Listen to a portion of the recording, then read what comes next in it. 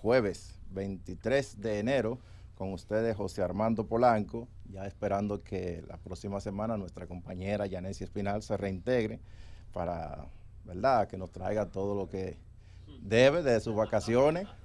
Nos debe un chocolate desde diciembre, pero también sus vacaciones obligatorias, que nos traiga ese chocolate también, ¿verdad? Todo el que viaja tiene que traer chocolate. Pero aquí estamos nosotros, Nelson y Román en los controles para... Sueña. Aquí está Nelson y Román en los controles para llevarle a ustedes este programa. Señores, reportar de la feria turística que se realiza en Madrid. La República Dominicana sigue impactando con sus stands, con sus negocios que está haciendo allá, y obviamente esto es beneficioso para la República Dominicana. Se están haciendo grandes negocios, pero ya vamos a esperar la próxima semana cuando el Ministerio de Turismo rinda lo que sería un informe de todos los logros alcanzados. Mientras tanto, nos pueden seguir por CDN, que tiene una misión de periodistas allá dando seguimiento a todo lo que sucede en la FITUR 2025. Un tema que no quiero dejar pasar, la policía está ofreciendo, oigan esto, la Policía Nacional está ofreciendo 300,000 pesos a cualquier persona que dé información sobre el segundo teniente Juan Luis Jiménez. Este señor fue el que mató a su expareja y a su suegra en La Vega la pasada semana. Entonces la policía está ofreciendo 300,000 pesos para cualquier persona que dé una información que pueda dar con la captura de este oficial, que anda armado y es sumamente peligroso. También está ofreciendo 200,000 pesos más por cualquier información sobre Ángel Manuel Félix, que es otro policía que es buscado por la muerte de otro policía. Así anda nuestra Policía Nacional, pero lo importante es que se están haciendo las gestiones. La policía está empeñada en capturar a estas dos personas, ambos vinculados a homicidio, pero en el caso de Juan Luis, él mató a su expareja y a la madre de esta e hirió a otra persona en La Vega y simplemente anda huyendo. Cualquier persona que pueda dar una información para capturar a este agente, llame a la policía, gane esos 300,000 pesos y saque a esa persona de la calle. Saque a esa persona de la calle. Se lo va a agradecer la sociedad, se lo va a agradecer la familia de ese agente, incluso antes que una patrulla lo encuentre y se produzca como siempre, intercambio de disparos. Gánese esos 300,000 pesos y diga dónde está. Y para que todos estemos tranquilos y esta persona no siga matando mujeres, porque no es la primera vez que él agrede a mujeres. Ya estuvo preso por agresión a una mujer. Lo reengancharon a la policía y miren la situación, mató dos mujeres. Este señor anda suelto. Cualquier persona que tenga información sobre su paradero, gánese esos 300,000 pesos. Así de simple, para que ayude a toda la sociedad. Es un tema que nos ha llamado la atención a la República Dominicana desde el pasado año. Es la sentencia 0788 del 24 del Tribunal Constitucional.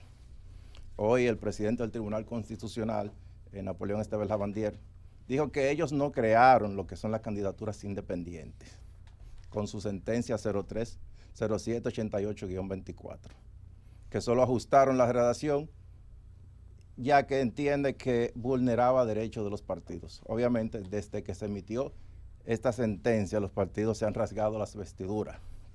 Han visto el apocalipsis con esta situación, porque ellos dicen que esto va a vulnerar el sistema de partido. Todos sabemos que la situación es que las cúpulas de los partidos no podrán ya manejar las candidaturas a su antojo. No podrán hacer lo que le dé la gana con una persona que gane una candidatura.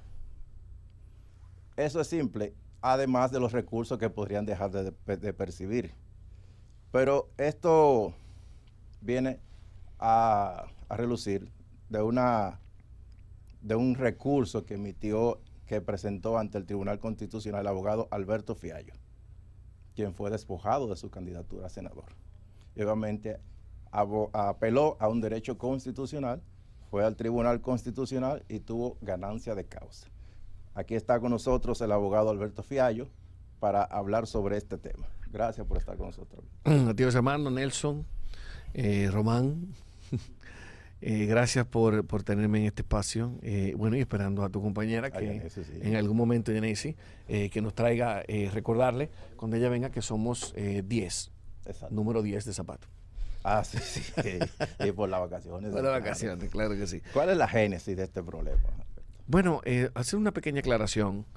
Y es que realmente no fue que me despojaron prácticamente de la candidatura, sino que yo me presenté como candidato a senador del Distrito Nacional por una organización política. Y esa organización política decidió, antes de las elecciones, hacer acuerdos electorales con la Fuerza del Pueblo y con el Partido de la Liberación Dominicana. Entonces eso le quitaba, como tú entenderás, todo el sustento digamos, propositivo y todo el sustento ideológico de mi candidatura, porque ya yo no era un candidato independiente o alternativo, sino que obviamente iba a estar bajo la misma modalidad, tanto el PLD como la Fuerza del Pueblo. Entonces renuncié. Al renunciar me quedé sin la posibilidad de participar con ninguno de los demás partidos políticos. Tampoco era la opción. La única opción que yo había visto era la opción que había escogido, y entonces dije, bueno, pero ¿qué dirá la ley? Me puse a estudiar la ley como abogado. Como abogado, claro. Y sobre todo profesor de Derecho Constitucional por un poco más de 20 años, conociendo que tenemos todos un derecho a elegir y ser elegible, que no solamente es protegido por la Constitución, sino también por los pactos internacionales. Le pedí a la Junta, revisé la ley, me di cuenta de que había dos artículos que preveían las candidaturas independientes, que son el 156 y el 157. Y entonces le pedí a la Junta Central Electoral que cuando leí al leer el contenido del artículo me di cuenta de que la redacción era muy confusa, porque decía que se podían presentar candidatos independientes, pero esos candidatos no podían ser, o más bien esos candidatos tenían que ser previamente inscritos en una organización política que esté reconocida en la Junta. Entonces, bueno, ¿Cuál es la independencia? ¿Cuál es la independencia? Entonces me puse a hurgar en la historia y me di cuenta que, como bien dice el presidente del Tribunal Constitucional, tenemos la figura hace cerca de 100 años. En la primera ley universal de sufragio, o más bien la primera ley de sufragio universal que aprobamos en el 1926, ¿okay? El año que viene cumple 100 años, se establecía la figura de las candidaturas independientes sometiéndola a dos requisitos solamente. Uno, presentar una solicitud a la Junta Central Electoral, y dos, presentar la votación de 2.000 sufragantes, o más bien la presentación de firmas por 2.000 sufragantes. Un procedimiento como los partidos, similar. Un procedimiento, excelente punto el que pones. ¿Por qué? Porque 36 años después, en el 1962, el legislador al parecer se da cuenta de la posibilidad de que las candidaturas independientes atenten contra el sistema de partido e incluye la redacción que tenemos a la fecha. Entonces, ciertamente lo que hizo el Tribunal Constitucional fue revisar en nuestra solicitud, en este caso, de que pudiera presentarse candidaturas independientes fuera de los partidos políticos. Antes de eso, es bueno aclarar que yo fui a la Junta y le pedí a la Junta que, como dice la Constitución, interpretara esos artículos a favor del que está solicitando la protección del derecho. Que en este caso que era que inscribiera la candidatura. La Junta me lo negó. Fui al Tribunal Superior Electoral en un amparo y también el Tribunal Superior Electoral me lo negó. Lo único que me quedaba, ya cansado luego del trayecto, 13 de mayo del 2024, someter un recurso de inconstitucionalidad, pero ya no daba tiempo, José. No, ya. Porque evidentemente faltaban 7 días para las elecciones. Exactamente. Pero el Tribunal Constitucional entendió que era justo mi reclamo, en el sentido de que era completamente irracional pensar que una persona podía presentarse como candidato independiente, pero tendría que estar inscrito en una organización política. No tendría calidad de independencia. Hay una contradicción, no hay independencia. No hay independencia. Pero lo más importante que dijo esa sentencia, que de hecho es una continuación, una manifestación natural de lo que ya han dicho otros organismos internacionales, por ejemplo, el Comité Jurídico Internacional, el Comité Jurídico de la ONU, lo dijo la Corte Interamericana, en su sentencia del 2005, desde el caso Yatama contra Nicaragua, una organización indígena que no se le permitió participar en las elecciones precisamente porque no había, no se presentó como partido político. Y desde ahí dijo tanto el Comité Jurídico como la Corte Interamericana que no se podía limitar el derecho a ser elegible exigiéndole a una persona que esté en un partido político para poderse presentar. Claro. Y entonces el Tribunal Constitucional simplemente hizo gala de ser estudioso de lo que ha sido la realidad en cuanto a la protección de los derechos, específicamente la dimensión social de derecho a la participación política, que es el derecho a ser elegible. Y entonces lo que hizo fue que adecuó la redacción. Dijo, mira, no vamos a sacar estos dos artículos de la legislación. Vamos a proponer cómo debe ser leído para que no contradiga la Constitución. Que incluyan.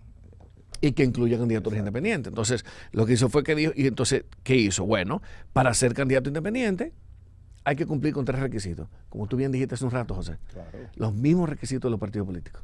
¿Cuáles son? Un programa de gobierno, porque tiene que haber un contenido propositivo. Un equipo de trabajo, porque nadie puede gobernar solo. Y tercero, y más importante, que sea presentado por un movimiento social, accidental y espontáneo. Claro. No previamente registrado. Creado para ese momento. Pero, o sea, realmente sí, eso se establece, pero esas candidaturas también podrían ser rechazadas, como son rechazados los partidos. Bueno, ¿Rechazar en qué sentido? porque hay partidos que no cumplen con los requisitos. Sí. Y simplemente no Claro, se si no cumple con el programa de gobierno, si no cumple con el equipo de trabajo y si no tiene por lo menos el 2% en firmas de los votos válidos emitidos en las elecciones anteriores, claro que no lo van a admitir. ¿Sabes cuál es el miedo entonces de los partidos? Hay varios miedos, pero yo creo que hay 2 principales. El primero es un tema de atomización. Es decir, los partidos políticos han mostrado un franco deterioro de la capacidad que han tenido de conectar con la población. Esos liderazgos de antaño, independientemente de las reservas que se puedan tener, como el liderazgo del doctor Balaguer, por ejemplo, el liderazgo de Peña Gómez, el liderazgo de Jacobo Magluta, esos liderazgos de antaño no hemos podido replicarlos en la actualidad. Por lo tanto, los partidos políticos tienen una desconexión con lo que son los intereses, las preocupaciones, pero sobre todo cómo ven la vida en los votantes. Y la mejor prueba de eso es el resultado de las elecciones. En unas elecciones que prometían movilizar a una buena parte de la población, sobre todo comparándola con los resultados del 2020, en medio de una pandemia, estamos hablando de que la mitad de los dominicanos no se paró a votar. Sin pandemia. Sin pandemia. Entonces estamos hablando de que hay una crisis de representación en República Dominicana. Entonces lo que viene a hacer esto es darle la oportunidad a los ninguno, a los no sé, de que puedan participar en política. Entonces yo creo que el tribunal tomó una decisión valiente y, como bien dijo el presidente hoy, quien dio gala junto con los demás miembros del Tribunal Constitucional de su independencia de la política, porque esto ha sido percibido como un golpe a los partidos políticos, ha emitido una sentencia muy, muy valiente. Además de esa razón, que es la atomización, es decir, la posibilidad de que tú tengas un partido que tiene varias ofertas electorales. Vamos a poner un ejemplo puntual, el PRM. El PRM, que tiene tantos buenos presidenciables, que haya uno que gane y que los demás se sientan, los y las demás se sientan que pueden hacer un buen desempeño en unas elecciones y que pudieran inclusive ser elegidos o presidente o presidenta. Claro. Entonces, eso puede ser un riesgo, digamos, que de atomizar, de dividir el partido político. Yo creo que otro riesgo también, José, otro miedo que tienen los partidos políticos es el tema del financiamiento público. 5,000 millones de pesos le entregamos el año pasado a los partidos políticos, incluyendo uno de ellos que sacó nada más 97,000 votos en las elecciones presidenciales. Pero le entregamos 1.500 millones de pesos en este año. Eso lo que permite es que haya un gran desorden en el gasto, que la política sea un espacio que se utiliza para avanzar social y económicamente.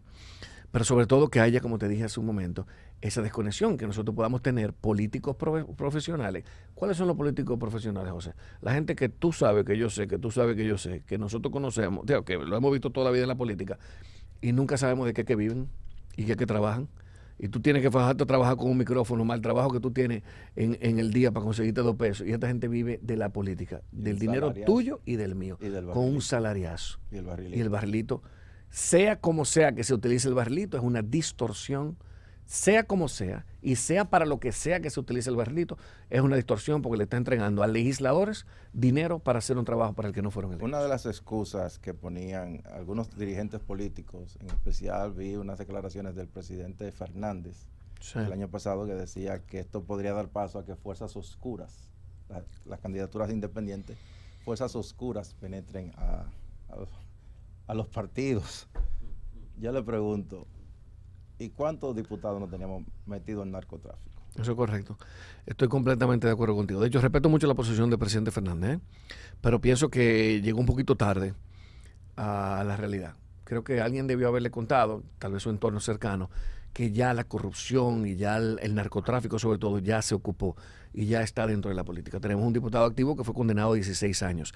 Hay un director municipal, también que está una en proceso. exdiputada que está en proceso, un director municipal recientemente implicado en un caso, en un alijo de toneladas de droga. El de aquí del este. Correcto. Entonces, Sí. exactamente. Entonces estamos en presencia de una política que ya ha sido permeado por el narcotráfico. De hecho, yo creo que es muy tonto pensar que algún narcotraficante o lavador conocido vaya a querer ostentar una candidatura independiente porque va a exponerse. La verdad es que lo que más disfruta un narcotraficante o un lavador es tener espacio en el desorden que tienen los partidos políticos, sobre todo en los gastos de campaña y en recibir fondos de campaña, porque se mantienen en el anonimato y consiguen lo mismo que ellos quieren, que es acceso al poder y privilegios. O sea que lo tienen ya. Claro. Ahora, también te digo que las candidaturas independientes deberán ser sometidas al mismo rigor formal. Bueno, perdón, dije algo incorrecto, porque no están sometidas a ningún rigor. Deberían estar sometidas al mismo control que lo que establece la ley para los partidos políticos. Deberían entonces, por primera vez, porque no ha pasado así ni con esta Junta Central Electoral ni con ninguna otra Junta Central Electoral, que se controlen los topes de financiamiento, pero sobre todo también de gastos en campaña. José, nuestra ley electoral dice que hay un tope que no es más que una burla a los niveles de pobreza que tenemos en República Dominicana. Casi 500,000 dominicanos y dominicanas se levantan todos los días sin saber qué van a comer porque viven en extrema pobreza. Y nuestra ley dice que el tope de gasto en una campaña, una pre-campaña, son 500 millones de pesos. Y en una campaña, 1,000 millones de pesos. Entonces, por favor, José, es una legislación que está mandando un mensaje de despilfarro del dinero que al final de cuentas sale del tuyo y de mi bolsillo. No sé si Román, ¿seguimos o vamos a una pausa? Vamos a hacer una pausa y en breve regresamos con el abogado Fiallo para seguir hablando sobre las amenazas de Donald Trump. El nuevo presidente de Estados Unidos no van a encontrar un camino muy llano. Hoy un juez federal paró lo que era, por lo menos temporalmente, su decisión, bloqueó temporalmente su orden ejecutiva, como le llaman allá a los decretos presidenciales, de despojar de la nacionalidad a las personas que nazcan en Estados Unidos. Donald Trump había propuesto que toda persona que nazca en Estados Unidos, como se hace regularmente, no tenga la nacionalidad por default, es decir, por lo que se conoce como el jus solis. Usted nace en Estados Unidos y automáticamente usted es ciudadano norteamericano.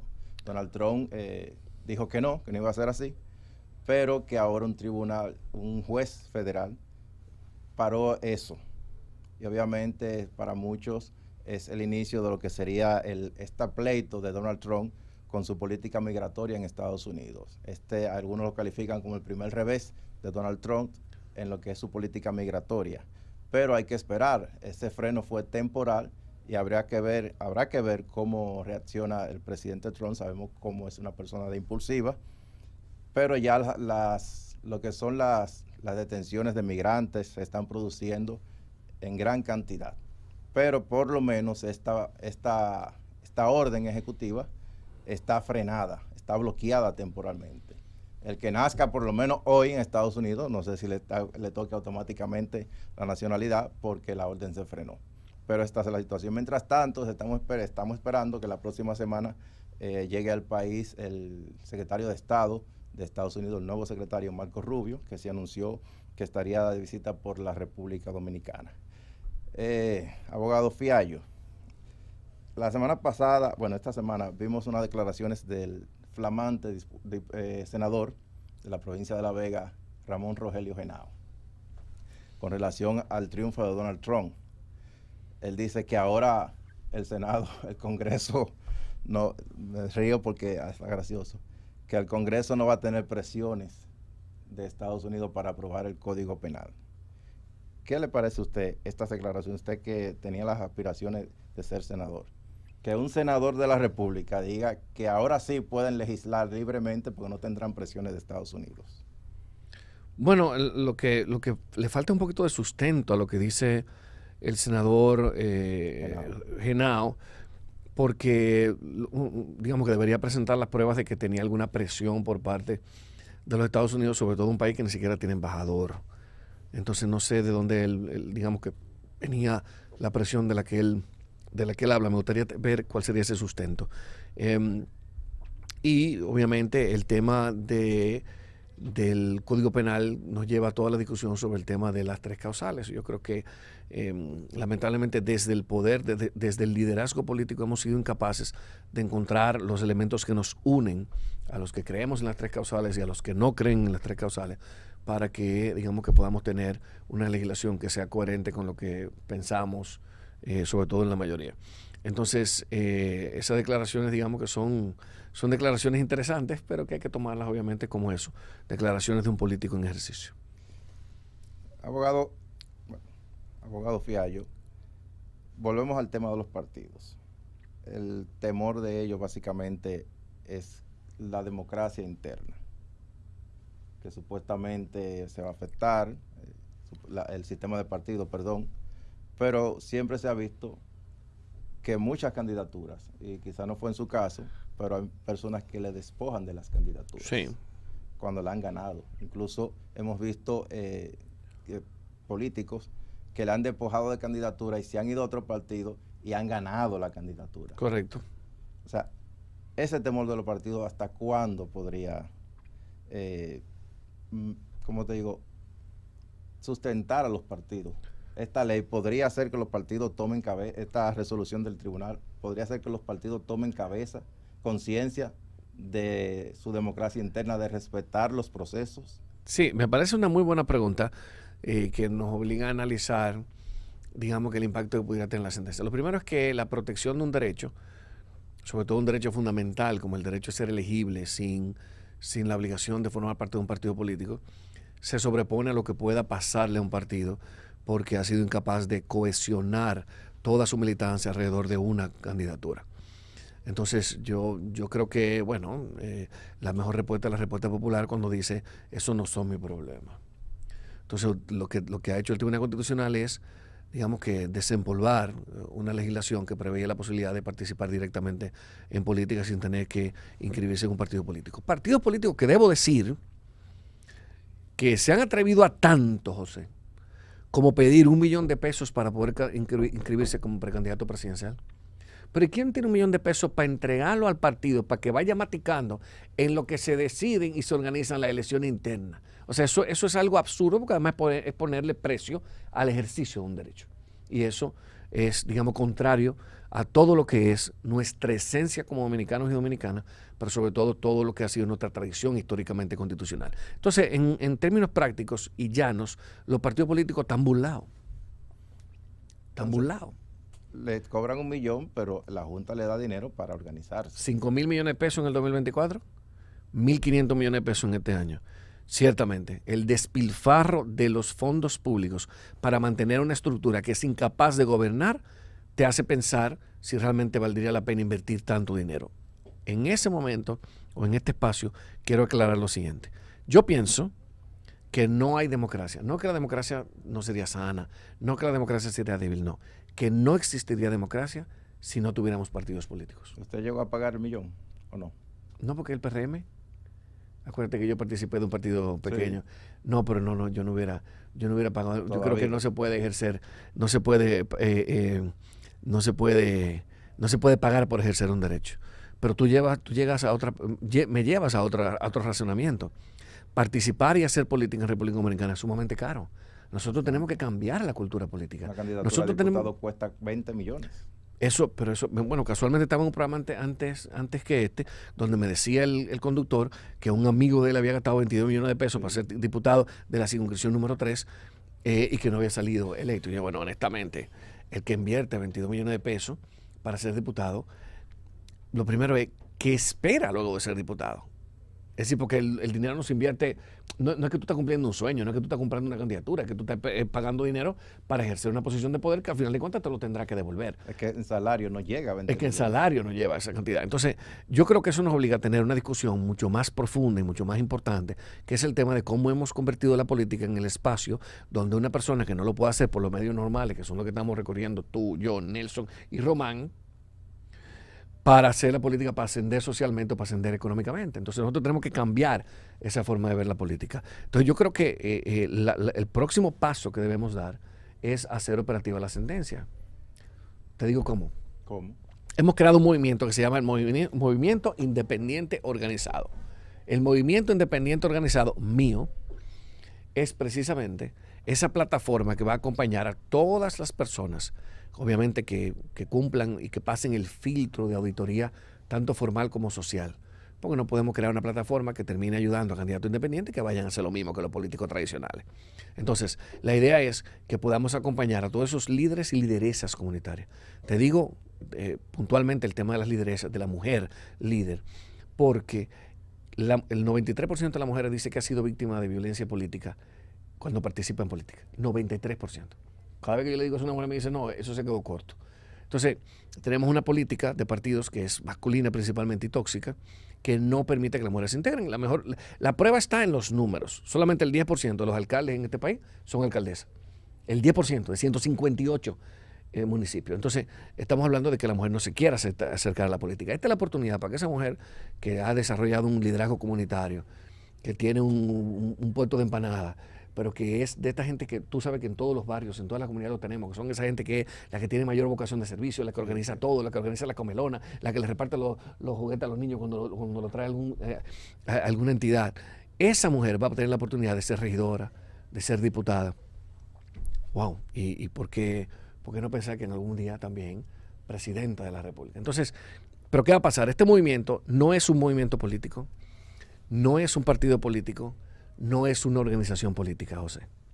Es una plataforma que solamente va a acompañar a aquellas personas que son candidatos y candidatas independientes en toda la geografía nacional a tres cosas. Primero, ayudarle a cumplir con todas las formalidades de la Junta Central Electoral, puntualmente la redacción de su programa de gobierno. De su programa de gobierno, José. No el programa de gobierno que le lleva a mío, sino de su programa de gobierno, de su equipo de trabajo y finalmente ayudarle con los formularios procedentes para el tema de la firma que va a necesitar para presentar su candidatura. Pero el valor más grande que tiene mío es que va a traer toda esa solicitud y la va a presentar a la Junta Central Electoral. Y va a cuidar que la Junta no vaya a utilizar una formalidad, un tecnicismo, vaya a negarle una participación. ¿Y ya mío está operando o es solo una idea? Ya mío está operando. En unas semanas ya nosotros presentamos la plataforma porque se va a poder hacer a través de una aplicación. Cualquier persona que esté interesada puede aplicar, puede subir los documentos necesarios. Nosotros le visitamos, hacemos la depuración social de la que teníamos hablado y estamos trabajando inmediatamente en la inscripción de su candidatura. Obviamente falta que la Junta emita la reglamentación y que se abra todo el periodo de campaña. Pero por eso no hay que perder tiempo. Gracias a Dios esta ascendencia vino en un buen momento, vino en el año 2024. Sí, sobre todo. Estamos hablando de del año donde nos da por lo menos 2 años para trabajar construyendo estas candidaturas independientes. O sea que yo estoy seguro que para el 2027 tendremos muchas candidaturas independientes, José, que podrán preñar los ayuntamientos, el Congreso, y nadie sabe, la Presidencia de la República. ¿Qué usted plantea? Buena suerte. Seguimos conversando con el abogado Alberto Fiallo, el hombre que con su decisión firme tiene a los partidos buscando, revoloteados, reuniéndose entre ellos, cosa que nunca se ha podido lograr, que los partidos se reúnan para, qué sé yo, para un asunto de nación, pero sí están reunidos para enfrentar esta sentencia del Tribunal Constitucional. Recordar que pueden hacer contacto con nosotros a cabina al teléfono 809-683-8790, 809-683-8791 y desde el interior y sin cargo al 809-200-7777. Doctor Fiallo, entonces no hay que modificar la Constitución para adaptar esta sentencia del Tribunal Constitucional, como planteaba esta mañana que veía el abogado constitucionalista también Cristóbal Rodríguez. No, yo coincido con Cristóbal en una parte y es que la sentencia del Tribunal Constitucional se basta por sí misma. Es decir, no hay lugar a regular candidatura independiente porque ya el Tribunal Constitucional previó o cubrió los artículos que preveían esta figura en la ley. Con lo que evidentemente no estoy de acuerdo es que obviamente el único vehículo de participación establecido en la Constitución son los partidos políticos. Me parece que es una visión o una interpretación completamente errónea de la Constitución. De hecho, la Constitución prevé sin reservas el derecho a elegir y ser elegible. No, ni siquiera dice que es de acuerdo con la ley. En la figura, cuando habla de la figura de los partidos políticos, en el artículo 216 habla exclusivamente de, digamos, que los principios por los cuales se guían los partidos políticos. No dice en ningún aspecto que se trata de la obligación de que la única forma de participar en política sea a través de un partido político. De hecho, es tan contradictorio el argumento que lo que pretende Cristóbal es que el artículo 216, que regula todo lo que tiene que ver con los partidos políticos, sea como que el único espacio donde pueden entrar las candidaturas independientes. Porque entonces, ¿qué pasaría con las organizaciones políticas y los movimientos políticos que también prevé la ley de partidos?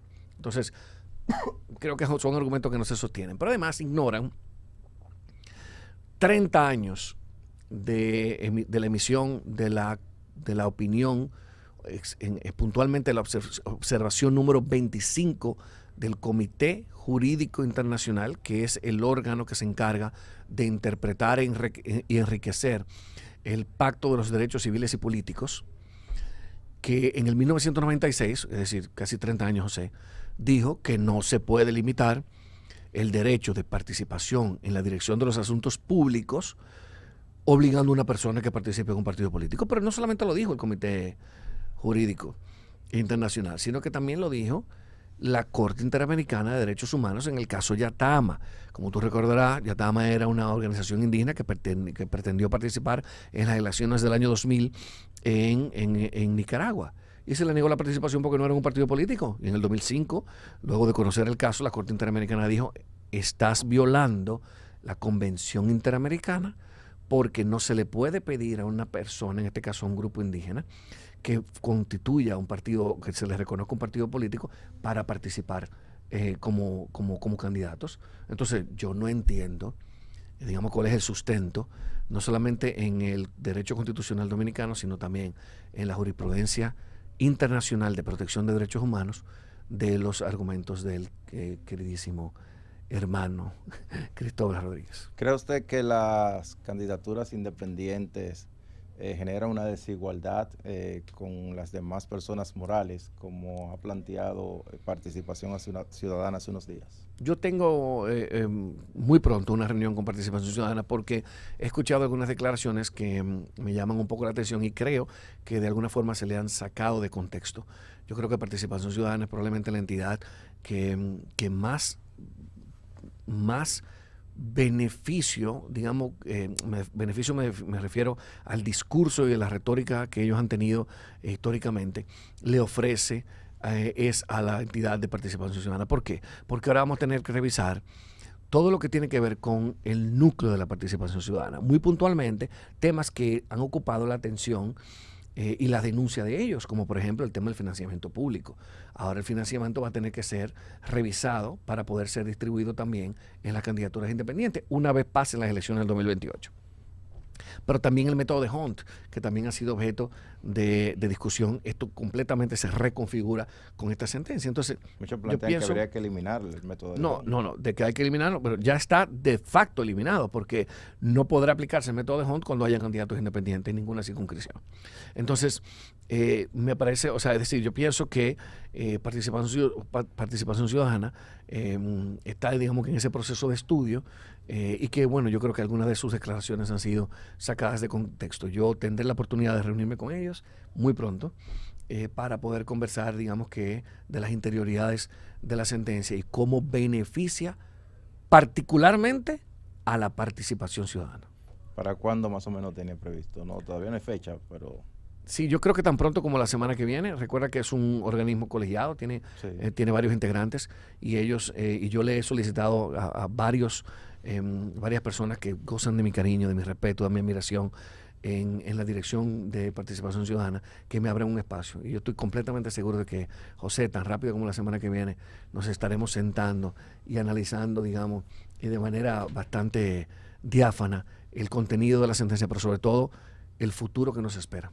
¿Qué papel podría estar jugando la Junta Central Electoral en todo este proceso de reorganizar la ley para que las candidaturas independientes sean una realidad? Un papel primordial. Ellos están llamados a hacer toda la reglamentación formal. Si bien la sentencia se basta por sí mismo, es decir, ni la Junta Central Electoral ni el Congreso puede tocar el contenido de la sentencia, sí es importante decir que la reglamentación es importante. Y la reglamentación va a ser, digamos, que crear todos los formularios y toda la mecánica en la cual se van a presentar tanto el programa de gobierno como la dirección o el equipo directivo que va a acompañar al candidato o candidata, y finalmente, y lo más importante, cómo se van a generar las firmas. Ya la ley prevé que se puede hacer por cualquier mecanismo, incluyendo el mecanismo electrónico, pero obviamente la Junta dirá cuál va a ser el mecanismo para la presentación de esas firmas. Hablando de electrónico también, debo decirte que otro de los reclamos que vienen desde la sociedad, pero sobre todo desde MIO, el Movimiento Independiente Organizado, es precisamente el tema de que no podemos seguir teniendo unas elecciones manuales, José. No podemos seguir teniendo unas elecciones que la crítica constante de los partidos pequeños, sobre todo cuando no apoyaron el partido de gobierno, el partido que ganó, sino el partido que resultó perdidoso, es que les roban los votos, que al final de cuentas, en la soledad, digamos, de un escrutinio, en la soledad de la revisión de los votos en la mesa, como los delegados son de los partidos más grandes, terminan, si hay 100 votos de José, van a decir, no, pero José es de un partido pequeño. Coge tu 20, coge tu 30, esa es la práctica que hemos tenido. Entonces, ¿cómo se vence esa práctica? Con el voto electrónico. No hay ninguna razón para no confiar en la implementación del voto electrónico. Y es tan sencillo como pensar que nosotros recibimos nuestro salario a través de una aplicación móvil y se lo comenzamos a repartir para la compra, para los pretamistas, para todo el mundo, y confiamos en eso solamente con un screenshot, con un pantallazo donde dice, mira, esta es la prueba de que te lo transferí. Entonces, si nosotros confiamos en algo tan, digamos, tan vital, José, como nuestro salario, para enviarlo, ¿cómo no vamos a hacerlo con el voto electrónico? Pero usted confía que la Junta pueda jugar un papel importante en este proceso de revisión de la ley, pero no fue la misma Junta que rechazó revisar el proceso suyo. Sí, por supuesto, la Junta rechazó, entendía la interpretación. Lo que pasa es que ya no tiene otra. Es decir, yo debo aclarar, o sea, ahí. Tiene que ver, las decisiones del Tribunal Constitucional, de acuerdo a la propia Constitución, son vinculantes a todos los poderes públicos. Es decir, la Junta Central Electoral no tiene opción más que implementar la sentencia. Pero debo decir que conozco a los 5 miembros de la Junta Central Electoral que tampoco dudo, conozco de su valía, conozco de su integridad moral, profesional, tampoco dudo que ellos tengan la intención de no ejecutar la sentencia. Ellos van a hacer su mejor esfuerzo, como lo hicieron en las elecciones del 2024, porque ocurra. Aquí lo que pasó fue, José, que ellos tenían una interpretación que evidentemente era errónea, porque el tribunal así lo dijo, de cuál era la posibilidad, de que si había posibilidad o no de presentarse como candidato independiente. Pero no creo que ellos tienen ninguna intención, ni que comprometen para nada su imparcialidad a la hora de implementar la sentencia. De hecho, los partidos tradicionales, los grandes, tenían previsto reunirse con la Junta. Así es. De hecho, a mí me encantó verlos juntos. No solamente porque tengo varios amigos ahí que probablemente nunca o que hace mucho que no se juntaban porque estaban en partidos diferentes, sí, pero verlos juntitos me pareció muy interesante. Yo sí le escribí a uno de ellos, amigo mío, del partido de gobierno, y le sugerí que sacaran 15 minutos aparte para que discutan el tema del Código Penal, la reforma de la Ley de Seguridad Social, todo lo que tiene que ver con la fallida reforma fiscal, todos esos temas que son temas que de verdad son temas importantes para la República Dominicana y que ellos son incapaces de juntarse hasta que no viene una sentencia que los pone en peligro. En jaque mate. Así es. Usted como aspirante, bueno, que tuvo la aspiración de ser candidato senatorial, ¿cuáles eran sus propuestas? Yo tenía varias propuestas. De hecho, eso fue muy interesante porque lo que se recomienda principalmente en política es presentar solamente 3 propuestas. Pero yo presenté 4 propuestas. propuestas que tenían que ver con seguridad ciudadana, específicamente la especialización del 10% del presupuesto nacional destinado exclusivamente al tema de seguridad ciudadana. Fíjate, no del PIB, sino al 10% del presupuesto nacional destinado solamente a seguridad ciudadana. Tenía propuestas que tenían que ver directamente con el tema de la mujer, de protección de la mujer, muy puntualmente en lo que tenía que ver con educación de los niños y niñas en lo que tiene que ver con igualdad de género. No estamos hablando de ideología de género, ¿eh? No. Igualdad de género, que es que sepan que a la hora de trabajar tienen igualdad de acceso a los derechos y a las oportunidades. También planteaban una ley de emergencia alimentaria que inmediatamente previera un subsidio a través de la exención de todo lo que tiene que ver con el proceso logístico de llevar de la tierra al supermercado los productos más básicos.